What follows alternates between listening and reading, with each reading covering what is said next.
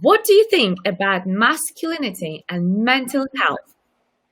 In 2020, let's see what happens in the world. We're in a lockdown and everybody is affected so much. Not only men, also women, everybody is. But today I have Nick Wilson with me, the king of talk of mental health, especially when it comes to men. So I really wonder, those who are joining us today, where are you joining me from? And I would love to go with this talk international today, just like we do on many other days, because what Nick is just about to tell us is really powerful. And I must say, I'm so excited. Nick, thank you so much for coming onto my show with all your wisdom. And I can't wait to hear all your amazing stuff. Wow, thank you ever so much. I don't know if I've got that much amazing stuff, but yeah, hopefully I can bring some value to it, and hopefully we can really get it resonating with people out there and making it all very relatable. Yes, absolutely. And I must say, I really, really loved when we were discussing what exactly we should talk about, and you proposed to speak particular about masculinity and mental health of men in 2020. I think this is such a big topic. Yeah, and do you know what? It's something that came up in my men's support group. So I run a men's support group in Toaster in Northamptonshire, and we have a word of the week. Right. So part of our structure, we have like 4 key questions that get answered every week. And then at the end of the day, we have a word of the week, and I set a word of the week, and the guys then take that away, and then they have a think about it, they reflect on it, they see whether it impacts their week that week, and everyone has their own perceptions of things, don't they? And they identify with things in different ways. Mm-hmm. So it's really interesting. Then the following week, we'll then sit down and we'll discuss the word of the week that was previous. What it means to them and all this kind of stuff. So masculinity was the week before last, and we spoke about it weekend just gone, and it was really interesting because we got a bunch of guys that it's not just a bunch of middle-aged guys having a moan and a bitch, it's not quite like that, but we have what's the youngest guy, so mid-20s. Okay. So kind of mid-20s through to early 50s. So we've got quite a wide range, generationally. We've got a good selection of people, and it's really great to get the younger guys, and hear what they have to say. And a lot of it does come down to this masculinity. They're very much, the one thing they agree on, they disagree on a lot of things, but the one thing they do agree on is that they don't know who to be in this day and age, and what expectations that society and women have of them. Wow, this is so profound. I mean, I do see the tendency in nowadays world how both genders are a bit lost because women are stepping up for themselves. They're taking over and they want to. And the thing is, if you have a message within yourself, if you have the desire, the passion, the willingness to go and win and be breadwinner and build a business, that is fine. But what I see how much it affects masculinity, as you said, what expectations now women have from men when they are breadwinners, when they go out and about and they are, becoming famous, they have successful careers. What about men? So will be a really interesting topic today. I can feel it will be very, very hot, which is exciting because I love that. I love spicy stuff. So today, just by the way, just let you know, Nick, we have people joining us from Abu Dhabi. We have from Novi Sad in Serbia. Wow. Serbia. Yes. Exactly. Welcome. How exciting is that? Kenya, India, wow, this is so good to hear. I love when we go international. And the reason why I love to bring people just like yourself, Nick, to these shows, because I want the word to be spread around the world. Because I think especially today's message is so, so important because this global movement of women stepping up is big. Yeah, absolutely. It's huge. And it's great that that we've got all those people from around the world, and welcome to you all. I wish I could say welcome in all the different languages, but I'm just not that good. I used to be able to, but it's really interesting that you've said the different countries as well, because when we talk about mental health, we also talk about culturally, and how difficult and how complicated it can be, especially when you're talking like within the older generation of Muslims, for example. Yeah. You don't talk about mental health, and mental health, it's just not spoken about. Mm-hmm. And then where the younger generation of Muslims are more open, shall we say, so they still have their faith, but they're a lot more open to the world, and they're starting to speak out. And but it takes so much more courage to talk about your mental ill health anyway. But I think even more so culturally, because it's just huge, isn't it? And I've heard stories where men and women have been shunned by their entire family because they're talking about mental health. Yes. Yeah. That is something I can't get my head around. And it is scary bit. And that's why the world is still quiet about mental health, because everybody is scared of being rejected by family, by friends, but being judged in their society, in their community. But actually, it is about putting the importance of that, of self-care first. Because again, how can we, doesn't matter man or woman, and yesterday we speak particular about men, because men in my eyes are still providers. Men are still those who are taking care of the family and the clan. How men can take care of family, of their children, or of their wives if they don't take care of themselves? But that's where it becomes interesting though, because men typically, we're talking very generally here, but typically the alpha male, which is what we're talking about, we've still got that alpha dog male, they do put their family first, and they do typically go, I'm going to protect my family because that's my job. I'm going to protect my kids because that's my job. My partner, I'm going to protect her. Yeah. Now, I know for some women that's going to frustrate them because they want to be strong and independent, and I don't need a man looking after me. I can look after myself. Right to the other stretch, we've got women who want to be looked after. There's no right and wrong in life, there are people's perceptions, that's all. But yeah, we're still very much, we want to protect and we want to look after.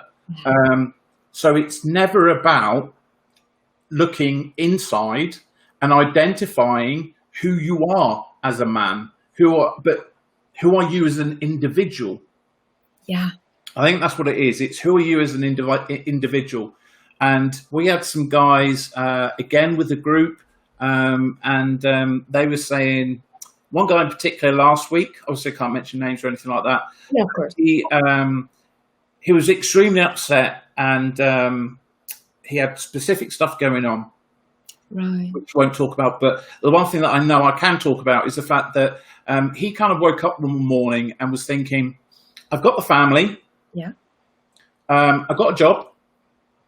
I've got kids. But I feel like I haven't achieved anything, and I'm feeling very hollow.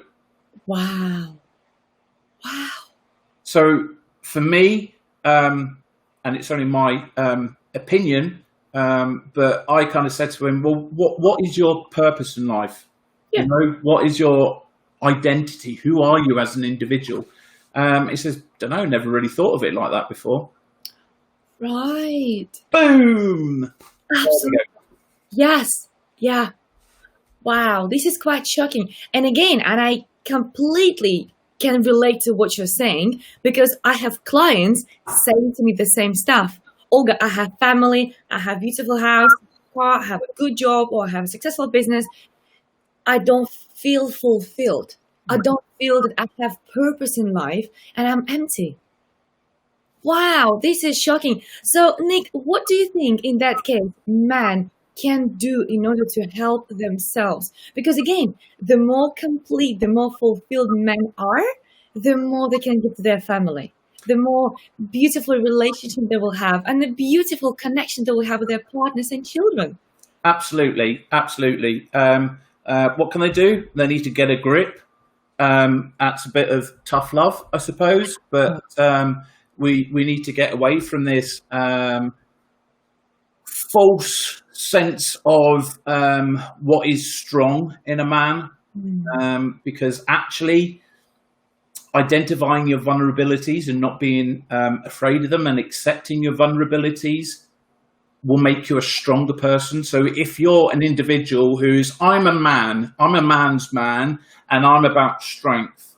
Okay, well, if you're about strength, then if you identify your vulnerabilities and accept your vulnerabilities, you will become a stronger man for that. So if you are about strength, then let's work through this process. If you don't accept that and that's not your thing, then you're not about strength. You are about pride, stubbornness, wherever you want to be. That's a bit judgmental, and I shouldn't be judgmental. But, guys are stubborn. They're set in their ways, typically because generationally there's an impact. As boys, you're brought up, blue is for boys. You play with Lego, Star Wars. This is what you do. No. It's not unicorns, not pink, not that's girls. Yes. This is the job that you need to do. This is how you should be. This is how you should act. Yeah.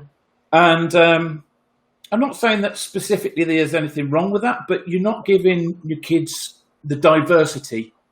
And society, it's not just women that's grown over the past, 5 decades? Yeah. Plus. Society's grown as well, and the generations that are coming out now, they're experimenting with things so much more than ever before, and that's where, when you've got your grandfather who's kind of going, well, back in the war, we weren't like that. Yeah. Cheers, Grandad. That's kind of, society's moved on since then, I'm afraid. And things have changed. So I've gone off on one there. What was the question again? What men can do to make sure that people feel. So what can they do? They need to identify who they are, and actually really think about what they want out of life, and be selfish for a change. Actually think about you as an individual. What is your purpose in life? 75% of those who are clinically depressed, the reason for them being depressed when they actually chunked down into it was due to a lack of purpose, meaning, and identity. 100%. That's statistic, I know, but it's also factual. It's backed by science and all the rest of it. And, I'm not a great one for stats at times, but when it's 75%, you got to think there's something to it, if it was 20%, whatever. So I think it's really time that us guys, we actually take time to look in ourselves, and think about our emotional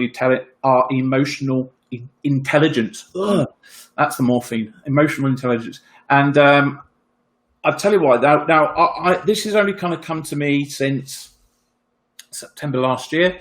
So my partner of 2.5 years, we separated because I've got complex post-traumatic stress disorder and depression, and I've also got 7 prolapse discs in my spine, leading to chronic pain in my back and spine. It's like having muscle spasms, but in the entire of your back and spine. And I've also got fibromyalgia. So all of this, it just kind of got too much.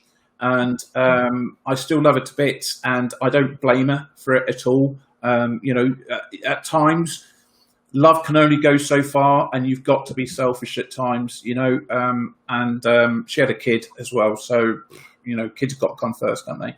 But the point I'm trying to make here is that she said something to me that has stuck with me ever since, and she'll probably be gobsmacked at this that I've actually remembered it. But she said to me, I'll change some of the words, but if you can't be bothered to be emotionally invested in yourself, then why should I be emotionally invested in you? Wow. This is loud. This is big. Now that really gave me a kick up the arse, Oh, yeah. and it was a massive wake up call. And if anything was going to, I'm all about reframing the negative. Yeah. And if anything was going to come out of the fact that we've separated and how the relationship has gone since, is the fact that her saying that has totally changed the way that I look at certain things. And I think that it is time for us guys to begin to be emotionally invested in ourselves. Because, think about it. Why should we expect, and it's our expectancy of our partners to love us. Why? Why should they love us? Why should they put up with all the crap? Why should they put up with our moods and all the rest of the negative stuff, which we all have, but why should any partner put up with that? Yeah. But they put up with it because they're emotionally invested in you, because they love you. All their emotions they give you their emotions, and you've got to respect that. And if you're not being emotionally invested in you, I think that's almost being disrespectful to your partners giving you their emotions. Have I said that right? Yes, absolutely. I agree with you. And, you said so powerful right in the beginning of answering this question, that when you go into vulnerable state, this is when actually you open up and you connect more. And I cannot agree with you, in any different level, that yes, 100%. Because right now you're referring to, you need to invest into yourself at emotional level. You have to. Because let's put it this way, myself as a woman, I'll put hand on my heart and I'll say, when man shares with me his absolute deepest fears, his insecurities, his thoughts and his emotions, and it's not happening, let's say 99% of the time, it just happens here and there whenever it comes out. Even though he's masculine, I still see him as masculine, but I respect him so much more. I connect with him so much more, and I feel that he trusts me. So that creates that chemistry even more, because now you can see this man who is masculine, who is strong, who is powerful, who is decisive, dropping the barriers and sharing with your vulnerable stuff. It just does something to me, right? So I must say, I'm not the only one. If you ask any other woman, when a masculine man shares with you their insecurities, their fears, how do you feel? They will say the same thing. I feel they trust me. There's no way somebody in the world will share anything so deep, so vulnerable inside of you if you don't trust the other person. So man, share with your woman. You don't have to share with the entire world. You don't have to shout about it from the tallest building in the city, but share with your woman. If you really want to build stronger relationship, this is how you can connect better. Absolutely. You then connect on a much deeper level, and before I got together with my partner, I always called her my hippie, because she was kind of very much into Buddhism and a yoga trainer and all this kind of stuff. And she really opened my eyes to that side of stuff. Now, bear in mind, 14 years in the army. Oh, yeah. Very much a soldier's soldier, You cut me, I bleed green. It was a way of life for me. Yeah. I always say to people, if you go back 10 years to, Sergeant Wilson in the army, and tell him that in 10 years' time, you'll be doing yoga, you'll be doing guided meditation, you'll be doing breathing techniques, he'd wet himself laughing. He would not believe you, but she introduced me to a much deeper level, and I fully believe that I loved her beyond love. Wow, that's beautiful. It got to our souls connected. Yes, yeah. you know. And when you get to that point, and I was like, I've never had this before, and I can't even verbalize what it's like, you know. So yeah, I'm absolutely gutted to I find it and then lose it, but I now know, you know, so much more, and it was because I still did things wrong, and I didn't open up. So I'm a bit of a hypocrite in a way, I suppose you can look at it. But I'm saying to you guys that you need to do this. I love my partner because I didn't. Yeah. And so if you love the person that you're with, I'm not saying suddenly go home and throw everything at her, because Of course. he or she will probably be like, whoa, Yeah. time out. But, you know, share with them a little bit more and go, do you know what? I was really upset today because da-da-da-da-da. And just be more emotionally invested in you and in your relationship, I guess. Wonderful. And what that can do, actually, it can help both of you in that case see whether there's something you need to look into, right? If you're stressed, in that case, how both of you can contribute towards reduction of the stress. If you are going into depression, okay, what can you do? Maybe you together can go to a counselor, maybe you can go to doctors, maybe you can go to a coach. There's so many options on the table. And I mean, Nick, right now, like nowadays, we live in a world, everything is as far as your fingertips can reach your keyboard.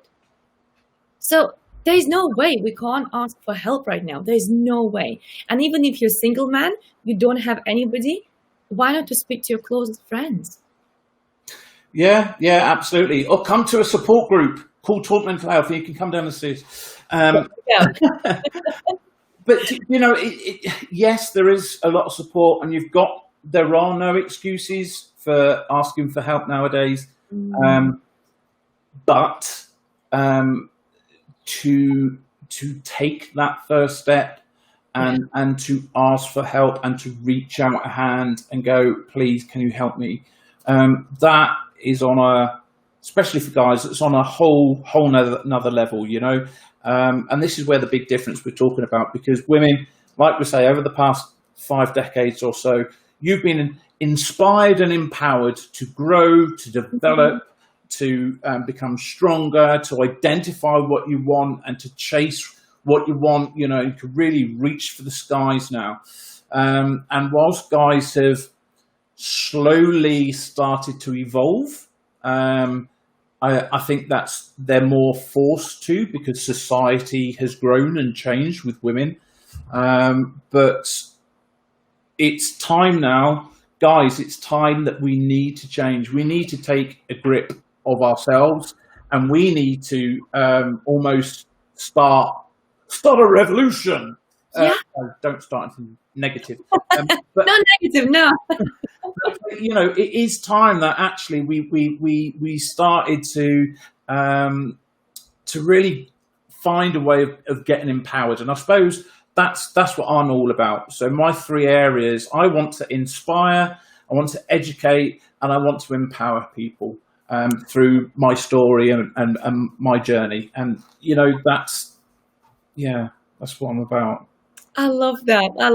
Let me just share with you a couple of messages, actually, which we have here from people. So because we are across 3 platforms, some of you might not see these comments. So on Facebook, we have lots of people watching us, which is amazing. But Philip Van Hout particularly says, love masculinity. It is so neat these days, in the days of the overprotective, dark feminine. And I must agree with you. You know, Philip, it's so crazy how far things went right now. And I understand partially why. Because again, why women are fighting so much for their rights, so much for their independence, it happens subconsciously out of fear. Because maybe before women were dependent on men and it didn't work out. So now she's afraid to be dependent again. So of course she's going to fight, and she's going to earn, and she's going to go and win, because she doesn't want to be hurt again. Mm-hmm. I agree with you. It is quite dark and gray area here. So thank you so much for this comment. It's amazing. But we actually also have some comments here on LinkedIn. Prakash says, just leave him, Olga. He's tired of speaking. No, Prakash, Nick is not tired. He's actually is in really, real pain. Nick, do you want to say what actually happened to you today? Because I'm really sorry you're still on our live, but I'm so grateful you're still with us, even though your incident today. Do you want to share what happened? What was that message? Prakash thinks that you are tired of speaking, but you're not. You're actually pain. No, I'm never tired of speaking. People can't shut me up usually. No, honestly, I might look kind of a little bit like that, but so because of the pain that I'm in, I'm always in chronic pain throughout. And I went for my morning stroll to try and get my steps in to reduce the chunk that has come about from COVID. Yeah, I kind of fell over. So, you know, the problem with fibromyalgia is that even the slightest knock can be excruciating. So I was actually trying to be really arty with my camera, with my phone. And there's this riverbed that runs down the field in the water meadows. If anyone in Toaster is watching, you'll know where I mean. And so I was like trying to get down, and you know, I've got arthritis in my knees as well. So me trying to get down anything is like watching, you know, a turtle in pain. It's like really bad. So I was getting down and trying to do that really arty shot, you know, photograph of it just above the water, you know, that type of thing. Mm-hmm. Got the shot anyway, so that's winner. But then when I was getting up, I was using my crutch because I use crutches, and the crutch slipped on the pebbles. Oh wow! And bang, that was me, and I kind of fell over, and then I was like a turtle on its back, you know, kind of like this. Trying to get up. Yeah. It would have looked comical if anyone was videoing it. It then took me about 40 minutes to do a 15-minute walk back. Yeah, literally before we went live, I was on the bed. It wasn't I, Olga. I was on the bed. And we were struggling a bit with light and the camera, and I thought, stuff it. So I just took some morphine, which is not recommended. Don't do that when you're not supposed to, he says hypocritically. Yeah, I took some morphine just so we can have the right kind of shot. So that, I'm sorry, that is why I might look not my usual lively self. But Nick, you might not look that live yourself, but what you're saying is right on the spot. And you bring so much value, and you just proved how professional you are and that you're a reliable person, because anybody else probably would say, Olga, I fell over, I had an incident, I can't make it. And Nick, I wouldn't be offended and I would understand, but I really admire your strength and your reliability. So thank you so very much. And everybody else, let's just say big thanks to Nick to actually still showing up and being here with us. So that is amazing. Thank you, Nick. Thank you very much. But actually we have here another comment from Barrett on LinkedIn. Men are provider and women are the family creator and nurturers. Both have to be balanced.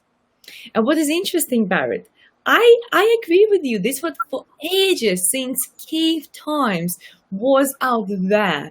But nowadays you can see almost like this little swap where more and more men want to be caretakers of the home and they are willing to be with their children, and women want to be breadwinners. Mm-hmm. Quite interesting. What do you think about this, Nick? Yeah, no, absolutely. You know, I do see it. I see it more. But if you look at the age range of the guys who are doing it, it's typically around that late 20s, mid 30s kind of age, where they're kind of going, yeah, I'll tell you what, I'll stay at home. You can go out and be the breadwinner.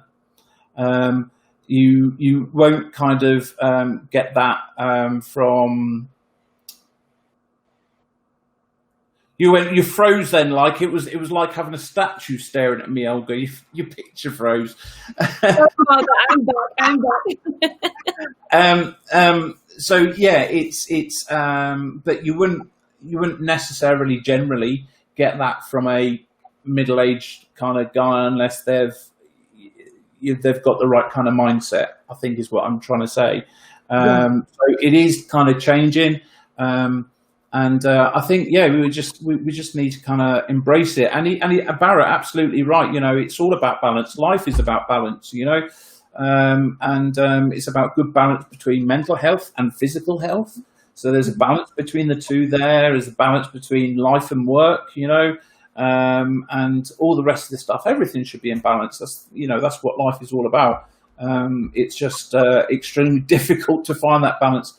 But you will find that balance a lot easier if, again, you are emotionally invested in yourself and within your partner, and you can be more open with your partner. And like Olga, you said, for a guy to really open up, and this is one of my biggest mistakes that I didn't do, and one of my biggest regrets with my partner, is that I was so much invested in her and looking after her and learning about her. Everything was about her, and that's what I thought she wanted. I thought that was I was doing the right thing as a guy, was to be fully invested in my partner, learning everything about her. And she asked me how my day is, and I'm like, no, but how's your day been? I want it to be about you, but what I didn't realize what I was doing was then I wasn't sharing anything with her about me. Yes.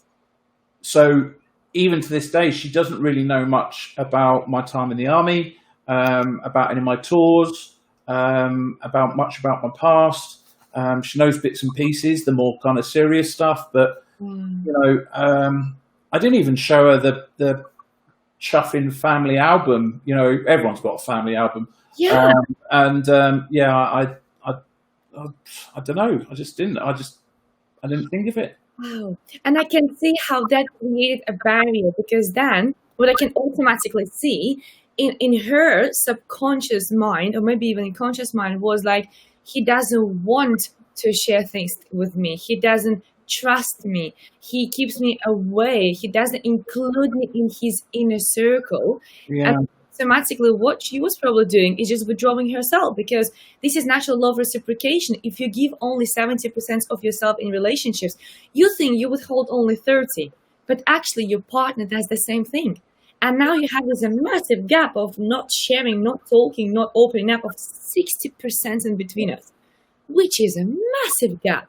Yeah. Now, this is really interesting, but I'm so grateful you are so vulnerable and raw with us today, because you are such an example of what not to do. Yeah. I'm not sure if that's a good thing or not, but yeah. Of course it is.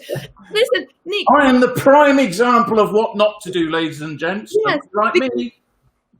Because now you know what to do. And that's why now you're able to talk about it. Like, how many of us did mess up in the past, right? If you didn't mess up in the past, I must say, inspirational, right? Because you're not living. Exactly. You haven't lived your life. You were living the right life, the perfect life, but there's no such a thing. Right? So I'm really grateful that you're opening up with us so much today, because your share will definitely inspire so many people. And by the way, all the way to Florida, we just have Brandon joining us from Florida. How exciting is that? Oh, love Florida. Oh, yes, it's an awesome place. Absolutely. But you know what's interesting, Nick? What do you think? Let's go back to masculinity. Okay. What do you think about masculinity across the world? Don't you think in some areas like Australia, America, Canada, men are more masculine rather in Europe? Is it just my observation, or is it just something what generally happens in the world? Or maybe I just came across men who are more masculine overseas and less masculine over here. What do you think? Yeah, it's an interesting one. I think definitely within... Americans tend to again, this is very much a generalization, but there's definitely the perception, at least, of, if you think about Texas, right, you're not going to have a typical Texan bloke opening up with these emotions. No. Not going to happen, is it? I'm sure, obviously, Brandon in Florida, I'm sure you wouldn't be watching this, buddy, if you weren't open to it. So obviously there's guys out there, which is brilliant. But yeah, no, I think in the UK, I think we're open up to it more. Yeah. I think Eastern Europe is very much another very manly man type thing. Emotions doesn't kind of come into it over in Eastern Europe as much. All emotional. They're full of emotions. Totally no emotions in Eastern Europe, No. apart from the females. I think that's why when you get UK soldiers, when we go over to Eastern Europe, I think that's why we get so much attention from the ladies. Oh, that's interesting. Yeah, because Eastern European men, they're not like that. They're man. They need to suck up. They need to be tough and strong. And I can definitely see that. Yeah. Mm-hmm. And it was definitely the case in Canada. When you go to Canada, there's a massive live firing range in Canada, and we all go over there.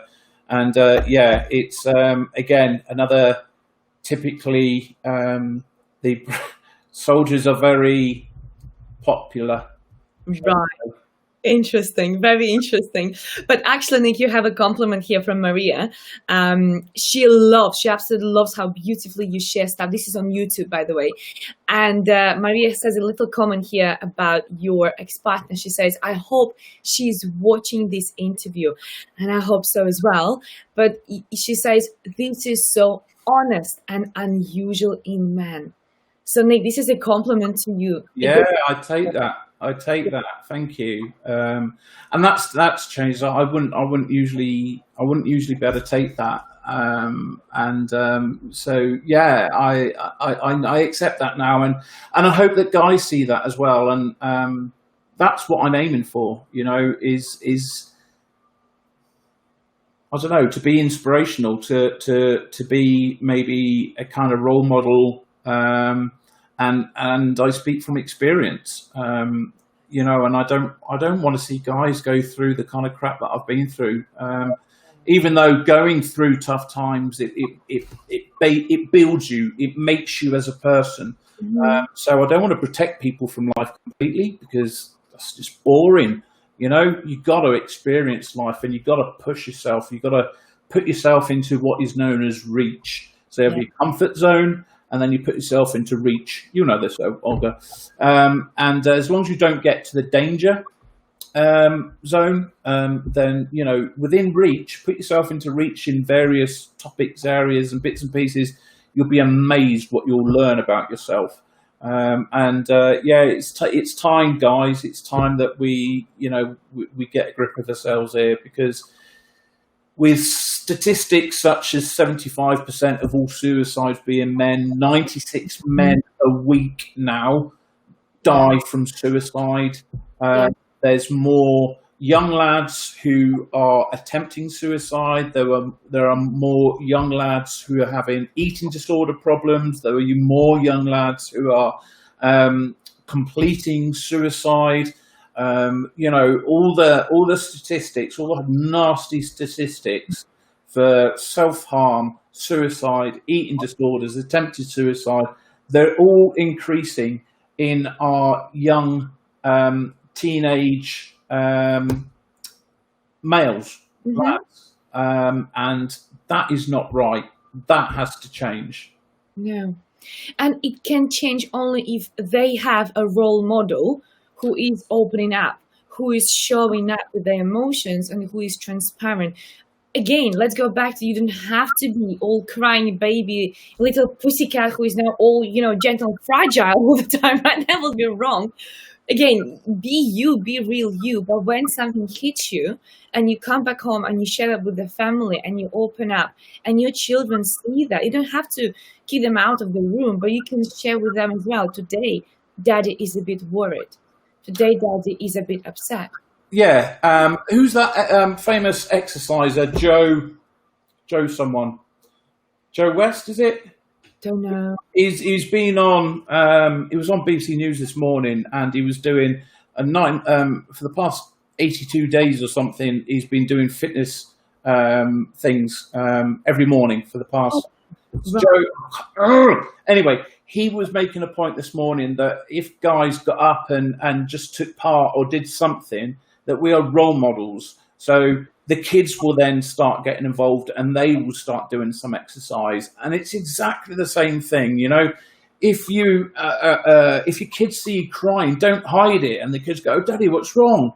"Oh, I'm just a little bit upset, son, because, you know, this happened at work and so it's upset me a little bit, and so I'm just working through, and, you know, and they'll pick up on that and they'll learn that it's not a bad thing to cry, you know, and it's not a bad thing to have emotions, and it's not a bad thing to have vulnerabilities. And actually, I've got this saying of actually to embrace your mistakes, your failures, your faults. If you embrace them all, learn from them, you can then reframe them, and they then become your strengths, and they're no longer weaknesses. So you can manage this, you can flip it on its head. But it becomes, I get so emotional. It begins with you, it begins with us as individuals. You know, it's the same as mental health in the workplace and all the rest of it. It's not to do with the employers. They're there to offer possible support if we're needed, but it's on you. The same for women, the same as guys. It's on us as individuals to better manage our own mental well-being. And we've got to stop passing the buck. You know, you've got to take a look at yourself in the mirror and go, do you want to live life? Yes or no? Yes, you want to live life. Well, bloody live life then, and start having a good balance of physical health, mental health, understand, learn, educate yourself, and then live it. Yes. I know. I can see your passion. Even through the pain, you're so passionate. But this is amazing. And we need people like you talking absolutely global and worldwide about this, because people need to hear this message. Men and women, both genders, but particular men need to hear this message. Step up for yourself, bring up your emotions, and be real. Because if you're trying to be perfect and you wanting to look after your family, that's a good thing. Because in terms of masculinity and femininity, it's natural for a man to look after his woman. This is what is his nature. And that's why so many men in relationship give up. Because women, they are bitching, they're testing them, they're pushing them. But why woman does that? Because woman is testing whether this man, he's the best man. She wants strong man, and she wants man to push back at some point and to show, no, lady, you cross the line here, right? I'm masculine and I have my grounds here. So if women will not push men very often wouldn't even push themselves, right? Yeah. Because often we have men saying, yes, I'm successful, but actually it was my wife who was besides me, pushing me and motivating me. Yeah, yeah. Simple as that. But if you don't open up with your woman, how she can help you, how she can support you, how she can be your rock. And again, it's not about coming back home and giving, the throw up. Regurgitating everything at them. And I don't want people to take that away from this. Gosh, please don't go back. Bloody, I'll be getting messages from partners left, right and centre. What have you done? Why did you tell him to do that? Bloody hell. And like you said, we're not saying to be weak, I'm still very much, when I'm in a relationship, I'll protect my partner. I would throw myself on that grenade for my partner, the person that I love. I would do anything for my partner. Yeah. What I've had to learn, though, is at the same time, I also need to open up more emotionally and to give more emotionally. And being strong doesn't equate, I think that's the right word, it doesn't equate to making it all about the partner. You can make it all about the partner, yeah.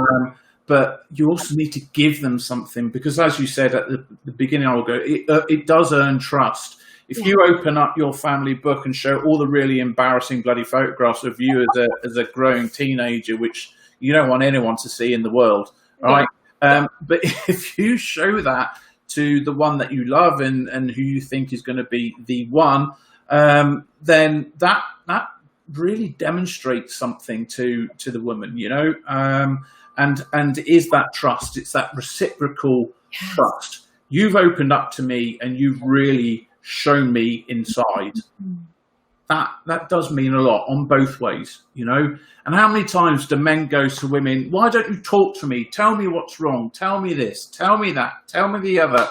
Oh, smart ass. Well, why don't you do the same then? Why don't you tell the woman this, that, and the other? You know.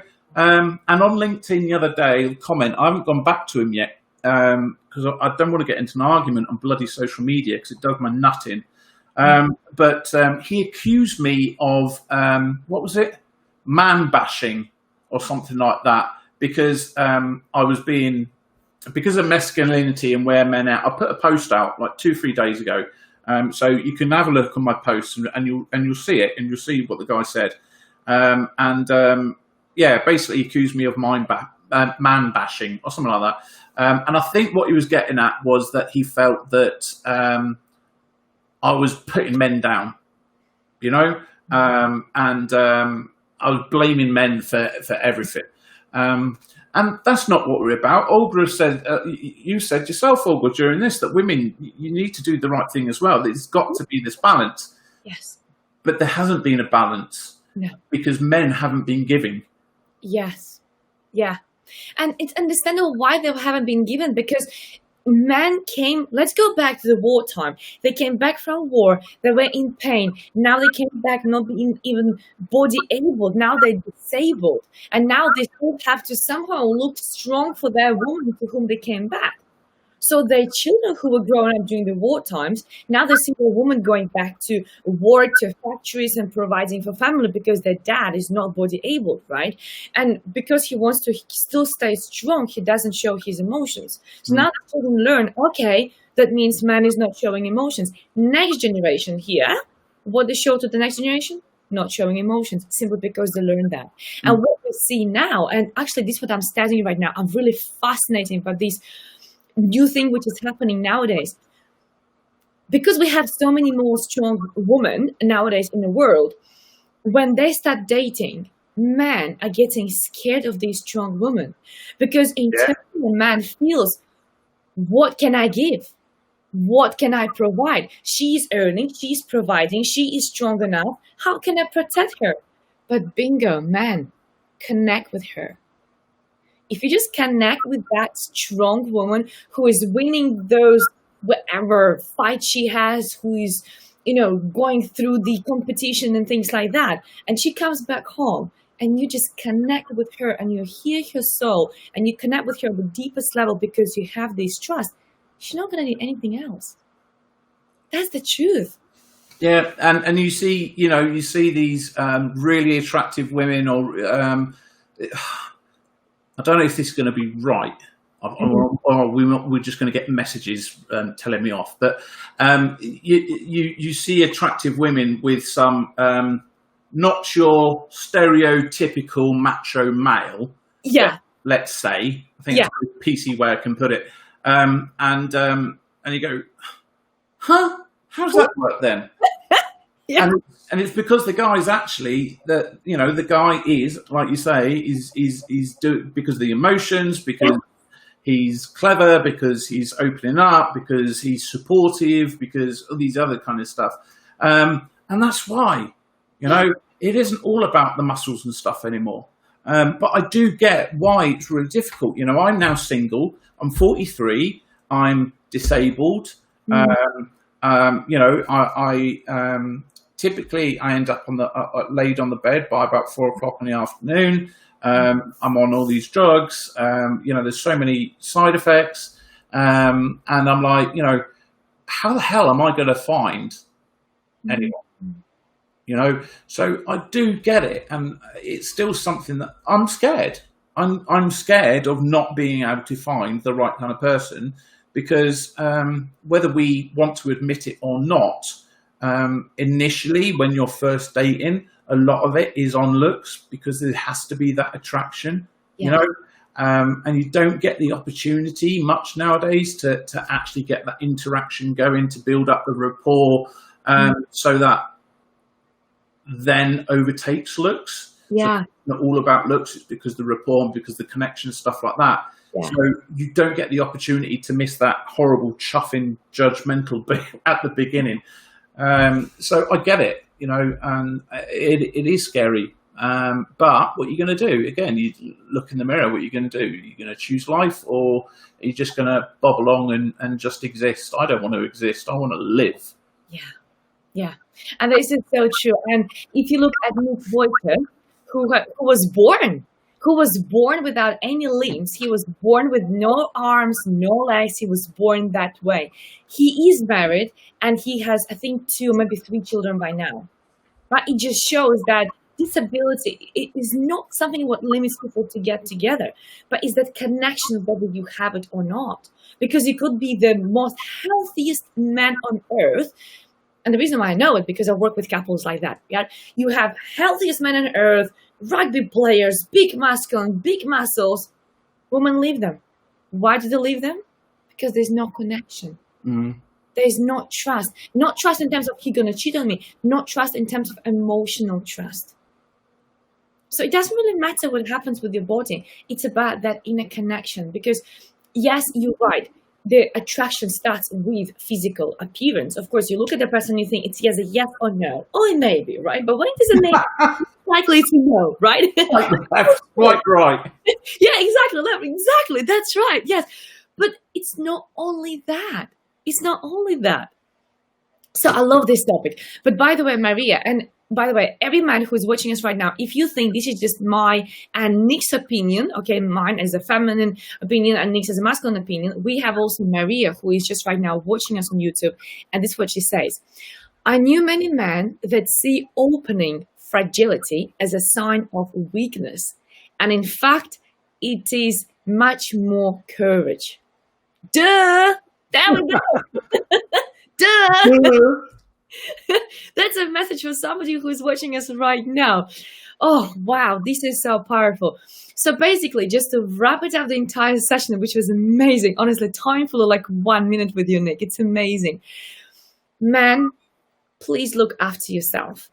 Step up and step out of your comfort zone and step up into being more connected with your partners, with your families, because you'll be sharing more, because you'll be connecting more with them, and you will build better trust and a better relationship with them. And as a result, we're going to reduce the suicide rate in the world. We're going to reduce the amount of people, men who are depressed, and how wonderful it will be. Globally, 1 man dies every 45 seconds. Get your head around that. So roughly, we had about 60 people dead by now. Yeah.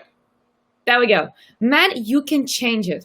You need to, I know you need to wrap up, but you do need to, and just to back up what Olga was saying there, it isn't just mine and Olga's opinion. It is also, I run a men's support group, so this is also coming from them.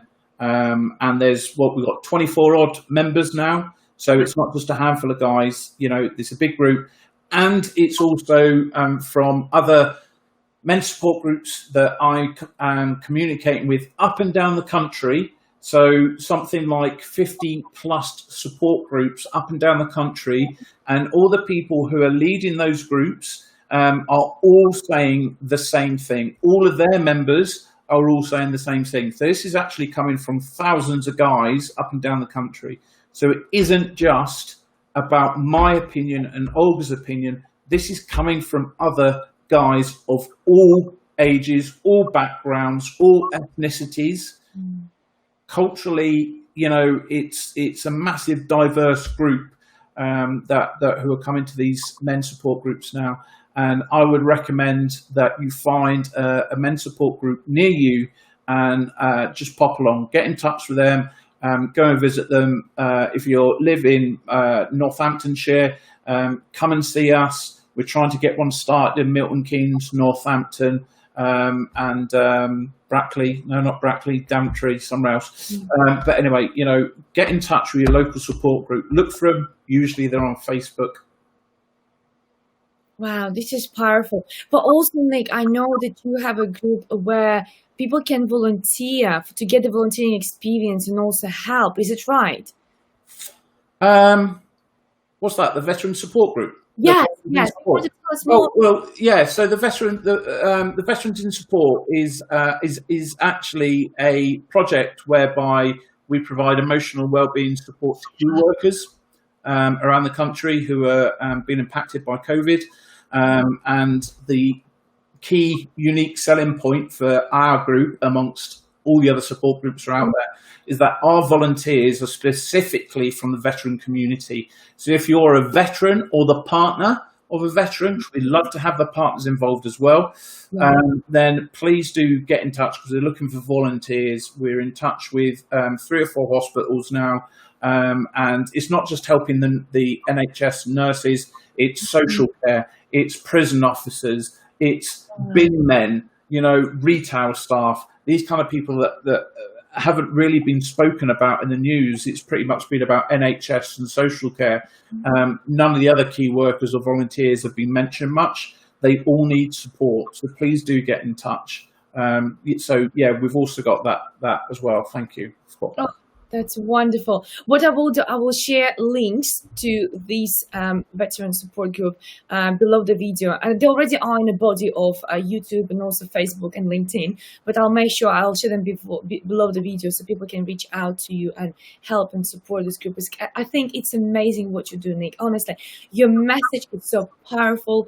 It's so transformational and it's so inspirational. And what you do is beyond imagination. So thank you so very much. I can see how you are really transforming the world. And because today we went actually international, you're definitely in many countries.